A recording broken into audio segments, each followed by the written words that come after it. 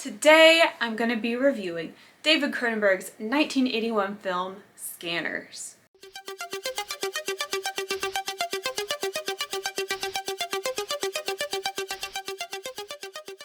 As is usual, I'm not going to spoil the end of the movie here for those of you who haven't seen it, but I am going to talk a little bit about what happens during the movie. Okay, let's get into it. So I had to dress appropriately, but as I'm going to talk about, this is a bit of a masculine movie, so to dress in a way that represents the film, I'm kind of dressed manly, but I dig it. Okay, so just for context, I haven't seen too much Cronenberg.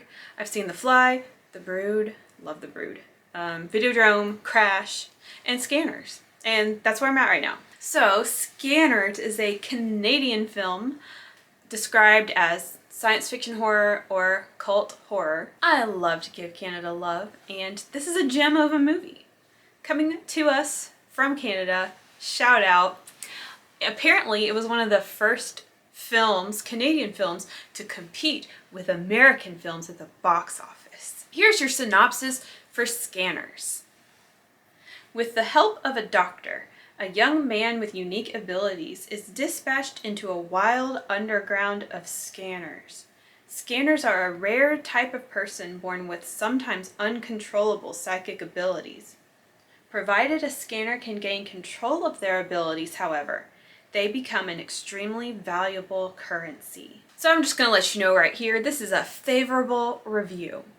This is a highly beloved film, and I too am in the camp of I love Scanners. This film is starring Jennifer O'Neill, Stephen Lack, Michael Ironside, and Patrick McGoohan. A lot of us know Jennifer O'Neill from The Psychic, and also the whole movie, I was looking at this guy who played Keller. His actor's name is Lawrence Dane, and I was like, why does this guy look so familiar? Why does he look like fundamentally familiar? Well, it turns out he was in a Mary-Kate and Ashley movie. He was in It Takes Two. Isn't it funny how often Mary-Kate and Ashley is relevant on my channel? Anyway, moving on. Scanners was made on a budget of 4 million Canadian, which apparently is 14.5 million today. That's quite a jump. And you know, when it all comes down to it, I don't really know what makes a movie big budget versus low budget, but it seems like 4 million, aka 14 million, is a pretty generous budget. And I'd venture to say that this film seemed like it had a fair amount of resources available to it. It feels like there's just so much intention behind every single move of this film, and it was able, even with this larger budget, it's able to have this authenticity to it still, which is why I like low budget, because of its authenticity. But I think we still see a lot of authenticity here in Scanners and inventiveness as well. Okay, so first things first, we have to talk about the scene. The scene for which Scanners is the most famous. Since it is at the beginning, it is not a spoiler, but look, long story short, y'all know, if you've seen it, a guy's head explodes. It is so legendary. This is monumental. I think it's a really, really powerful and terrifying scene, also because of that buildup. And for me, when I first watched this movie, I didn't know this was coming. I didn't know what we were building up to. It's just nightmarish, but it's so, so well done. Even as I was watching it last night, and I knew it was coming, I just turned down the volume. I just turned it way down because it's just so stressful. And watching the scanner scan the volunteer's face just looks so orgasmic. I'm like, what is going on? This is just so disturbing. So let's talk about the way this film looks. It's shot very meticulously, patiently, masterfully, in this way that really elevates the tension, the dread, the anxiety, and they really lucked out with some of these filming locations. I was really, really surprised by the amount of red that they were able to get in terms of the locations and the decor and everything. Like the mall that had all that red on the walls, the seminar room that had the red chairs. I think there was like a meeting room or something that had red carpets. So red was a prominent color throughout the movie, and I think it effectively just convey danger. The film looks really, really good. And while the whole time you're watching it, I mean, for me anyway, it just felt like I am watching something very special. So the way this film sounds, I made a conscious effort to listen a little more attentively while I was watching the film again last night. And it sounds really, really interesting. The soundtrack is not repetitive much or at all, perhaps. It's ever changing. And I think it was a really effective soundtrack, but beyond just the music, there's a lot of like sound effects, these otherworldly, abnormal, like really unnerving sounds layered within the soundtrack. And I just think it probably amplifies the effectiveness of the film like by 10. Now, as for the story, what I'm calling the followability, I found this film really, really easy to follow, and that's something that I struggle with sometimes. The film did a really good job at like keeping you in the loop, like you understand what's happening without being so obvious in laying it all out for you, if that makes sense. And the acting in this film is just brilliant and convincing. I loved it. And the characters are designed in a way where they are very distinctive from each other, and they also look very, very different.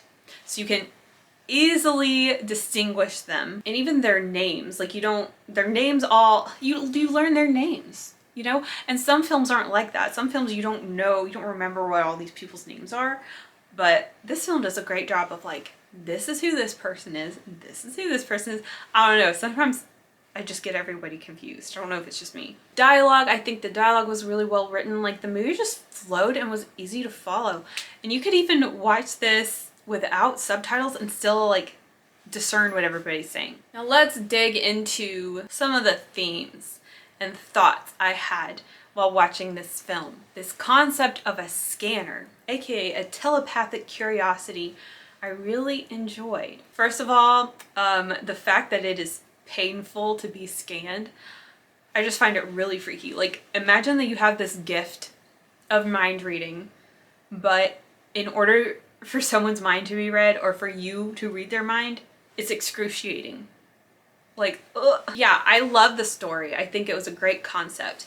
And I like that they took this idea of a psychic but made it like the most badass version of a psychic possible. They made being psychic the most badass thing a person could possibly be. But it's both a brutal blessing and a brutal curse to be a scanner. I love this idea of being born into a form that you can barely cope with, yet some people who figure out how to cope can become a master.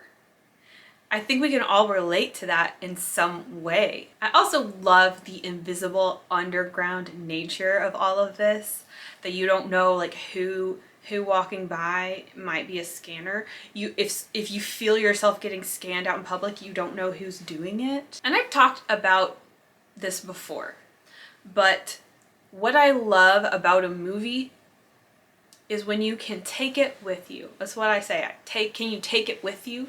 Are there jokes that you can take with you into your daily life, or a fear that you can take with you into life? Like I always talk about the movie Barbarian. Can make you afraid of basements, for real. That is a fear you can take with you. And I think Scanners has some elements you can take with you, some feelings you can take with you. You can go out onto the street and just think like, I wonder what kind of stuff's happening right under our noses that we don't know. That guy over there, I mean, he could be a scanner, or he could be something remarkable, and you can't even tell. I also think about the beginning scene where this lady's talking shit about Cameron and he attacks her mentally. And later on he says, well, she made me do it because she made me think of her. And it's kind of creepy, you know? It makes you wonder, like, should we be more careful with who we give our energy and attention to? Be careful who you talk bad about or who you project onto. I'm sort of jumping all over the place, but now I want to talk about the world, the setting where this movie is taking place. The world that they have built for this film is very unique and strange. I mean, the location, time period, whatever are kind of vague, but I think the movie has this, it's all I could think about. It has this like comic book feel to it. Just like the names and the places and just the way everything works in this not quite reality sort of way. It just felt like a comic book. So what is the genre here of Scanners? Like I said, it gets described as horror or sci-fi horror, and it has a lot of body horror elements. But honestly, last night was my second watch through, and there was a lot less body horror than I remembered. The main part is, of course, the head exploding, and then we get some body horror towards the end, but it's not really something that's coming up throughout the movie. There is a lot of violence, a very high kill count, but the film doesn't really venture much into body horror territory. I do love the technology here. Going to the sci-fi part of it, I love the technology. I love that even though this is filmed in the late 70s, we still have a computer hacking story. I thought it was really cool.